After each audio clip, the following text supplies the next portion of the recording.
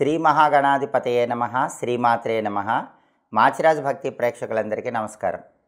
మార్చి నెలలో మేషాది ద్వాదశ రాశులకి మాస ఫలితాలు ఏ విధంగా ఉంటాయో, నెల మొత్తం విశేషంగా యోగించాలంటే ఏ రాశి వాళ్ళు ఎలాంటి పరిహారాలు పాటించాలో, ఎటువంటి మంత్రజపం చేయాలో ఈ వీడియోలో మనం తెలుసుకుందాం. తదుపరి మీనరాశి. మీనరాశి వాళ్ళకి మార్చి నెలలో జన్మంలో 12వ ఇంట్లో గ్రహ సంచారం వల్ల అప్పుడప్పుడు కొద్దిగా వ్యతిరేక ఫలితాలు కనిపిస్తూ ఉంటాయి. చేస్తున్న వృత్తి వ్యాపారాలలో రాణింపు ఆశాజనకంగా ఉండదు. అంటే మీరు ఊహించిన దానికంటే కొంచెం తక్కువగా ఉంటుంది. కాబట్టి విద్యార్థులు బాగా కష్టపడి చదివితేనే పరీక్షల్లో బాగా రాణిస్తారు, మంచి ర్యాంకులు సాధిస్తారు. అలాగే ఉద్యోగం లేని మీనరాశి వాళ్ళు కొద్దిగా కష్టపడితేనే, ఉద్యోగం కోసం ప్రయత్నిస్తేనే ఉద్యోగపరంగా మంచి ఉద్యోగం లభిస్తుంది. అలాగే ఉద్యోగంలో కూడా మీకు కష్టం ఎక్కువ ఉంటుంది, పని ఒత్తిడి మీకు ఎక్కువ ఉంటుంది, కష్టమంతా మీరు పడతారు, పేరు మాత్రం వేరే వాళ్ళకు వస్తూ ఉంటుంది. అయినప్పటికీ సహనాన్ని కోల్పోకుండా వేచి చూసే ధోరణితో ముందడుగు వేసే ప్రయత్నం చేయండి. అలాగే వ్యాపార పరంగా కూడా ఊహించిన స్థాయిలో లాభాలు రావు, లాభాలు కొంచెం తక్కువగా ఉంటాయి. కాబట్టి విద్యా ఉద్యోగ వ్యాపార రంగాల వారికి ఊహించిన స్థాయిలో కాకుండా సాధారణ ఫలితాలు కలిగే సూచనలు కనిపిస్తున్నాయి. కష్టంతో, ఆత్మవిశ్వాసంతో, మనోధైర్యంతో మీరు ముందడుగు వేసినట్లయితే, పట్టుదలతో ముందడుగు వేసినట్లయితే అద్భుతమైన శుభ ఫలితాలను విద్యా ఉద్యోగ వ్యాపార రంగాల్లో అందిపుచ్చుకోవచ్చు. అలాగే మీనరాశి వాళ్ళకి ఈ మార్చి నెలలో అనుకోని ఖర్చులు వచ్చే సూచనలు ఉన్నాయి. మీరు ఊహించని విధంగా ఒక పెద్ద ఖర్చు వస్తూ ఉంటుంది. కాబట్టి డబ్బులు దాచిపెట్టుకోండి, వృధాగా డబ్బులు ఖర్చు చేయకండి. ఒక పెద్ద ఖర్చు వచ్చినప్పుడు ఆ ఖర్చు కోసం మీరు దాచిపెట్టుకున్న డబ్బులు వినియోగించే ప్రయత్నం చేయటం మంచిది. అలాగే జీవిత భాగస్వామికి స్వల్పంగా ఆరోగ్య భంగములు కనిపిస్తున్నాయి.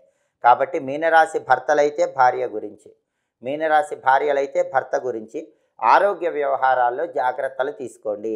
మీ జీవిత భాగస్వామి వేళకు తినటము, వేళకు నిద్రించటము, క్రమశిక్షణతో ఎక్సర్సైజులు చేయటం ఇలాంటివి చేసేలాగా చూసుకోండి. అప్పుడు చిన్న చిన్న అనారోగ్య సమస్యలు కూడా దరిచేరవు. అలాగే ఇతరులను పరామర్శ చేయాల్సినటువంటి పరిస్థితులు కూడా మీనరాశి వాళ్ళకు మార్చి నెలలో వచ్చే సూచనలు కనిపిస్తున్నాయి.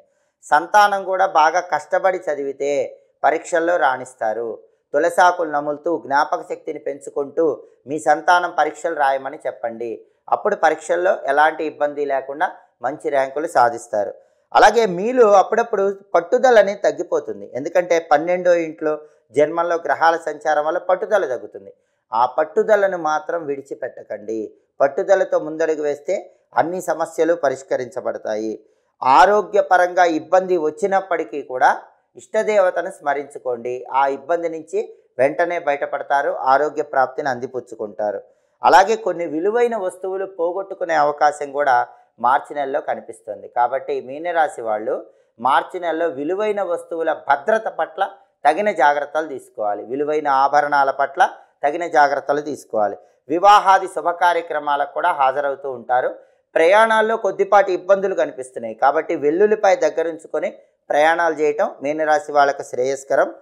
డబ్బులు ఖర్చు అయినప్పటికీ దిగులు పడద్దు. మళ్ళీ ఏదో ఒక విధంగా, ఏదో ఒక రూపంలో డబ్బులు మీరు సంపాదించే అవకాశాలు ఎక్కువగా ఉన్నాయి. మొత్తం మీద పరిశీలిస్తే మీనరాశి వాళ్ళు మార్చి నెలలో మనోధైర్యంతో, ఆత్మవిశ్వాసంతో ముందడుగు వేస్తూ వృధా ఖర్చులు లేకుండా డబ్బులు దాచిపెట్టుకుంటూ అనుకోని ఖర్చు వచ్చినప్పుడు దానికోసం డబ్బులు ఖర్చు పెట్టండి.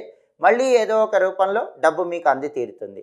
అలాగే ఈ నెలలో మీకు కలిసి వచ్చేటటువంటి తేదీలు 6, 8, 15, 18, 22, 26 ఈ తేదీల్లో ముఖ్యమైన పనులన్నీ చేసుకోండి. అలాగే ఈ నెలలో మీకు కలిసి రాని తేదీలు 2, 4, 11, 13, 20, 24, 29. అనుకూల తేదీల్లో ముఖ్యమైన పనులన్నీ చేసుకోండి. ప్రతికూల తేదీల్లో ఎలాంటి పనులు చేయకండి. అలాగే ఈ నెలలో మీకు వీలైనప్పుడు గురువారం పూట శివాలయ దర్శనం చేయండి. శివుడికి గురువారం కొబ్బరి నీళ్లతో అభిషేకం చేయండి. ప్రతిరోజు కూడా శ్రీ శివాయ మహాదేవాయ ఐశ్వర్యేశ్వరాయ నమః అనే మంత్రం స్నానం చేశాక 21 సార్లు చదువుకోండి. శ్రీ శివాయ మహాదేవాయ ఐశ్వర్యేశ్వరాయ నమః. ఈ మంత్ర జపం చేస్తే మీనరాశి వాళ్ళకు వచ్చే చిన్న చిన్న కష్టాలన్నీ తొలగిపోయి మార్చి నెలలో అద్భుతమైన శుభ ఫలితాలను అందిపుచ్చుకోవచ్చు. ప్రతి నెలలో మీ మాస ఫలితాలు మీరు తెలుసుకోవాలనుకుంటున్నారా? ప్రతిరోజు మీ దినఫలం ఎలా ఉందో, 12 రాశులకి దిన ఫలితాలు ఏ విధంగా ఉన్నాయో తెలుసుకోవాలనుకుంటున్నారా? ప్రతి వారము కూడా ఈ వారం మీ వారఫలం ఎలా ఉందో తెలుసుకోవాలని ఆసక్తిగా ఎదురు చూస్తున్నారా? అయితే మా మాచిరాజు భక్తి ఛానల్ని తప్పకుండా చూడండి. మా వీడియోస్ మీకు నచ్చినట్లయితే మా ఛానల్ని లైక్ చేయండి, కామెంట్ చేయండి.